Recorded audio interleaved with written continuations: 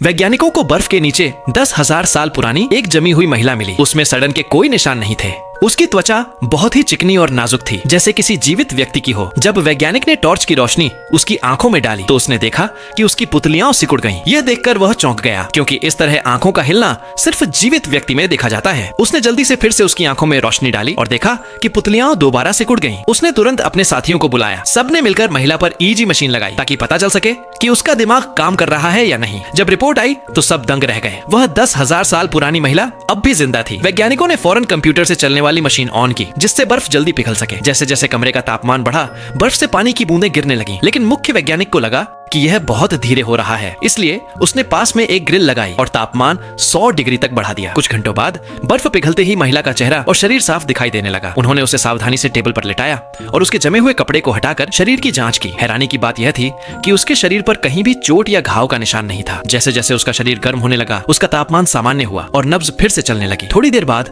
अचानक महिला ने अपनी पलकें झपकाई। सब हैरान रह गए। वह होश में आ गई थी। 10,000 साल पुरानी यह महिला अब उनके सामने जिंदा थी। उसने चारों ओर देखा। अजीब कपड़े पहने लोग, चमकती मशीनें और ठंडी हवा से भरे कमरे देखकर वह डर गई। वह कांपने लगी। वैज्ञानिकों ने उसे शांत करने के लिए एक हल्की नींद की दवा दी। कुछ समय बाद जब उसे होश आया तो वह थोड़ा शांत थी। पास खड़े वैज्ञानिक ने उससे बात करने की कोशिश की, लेकिन वह उसकी भाषा नहीं समझ पा रही थी। तभी लड़की को अपनी बांह में हल्की सी बेचैनी महसूस हुई। जब वैज्ञानिकों ने उसकी बांह से पट्टी हटाई तो देखा कि जहां से त्वचा का नमूना लिया गया था, वहां का घाव पूरी तरह ठीक हो चुका था। सब हैरान रह गए। उन्होंने तुरंत उसका जीन और कोशिकाओं का विश्लेषण किया। नतीजे से पता चला कि उसके जीन आधुनिक इंसानों से काफी अलग हैं। उसकी कोशिकाएं सामान्य इंसानों की तुलना में 10 गुना तेजी से विभाजित होती हैं, जिससे उसका शरीर बहुत जल्दी ठीक हो जाता है।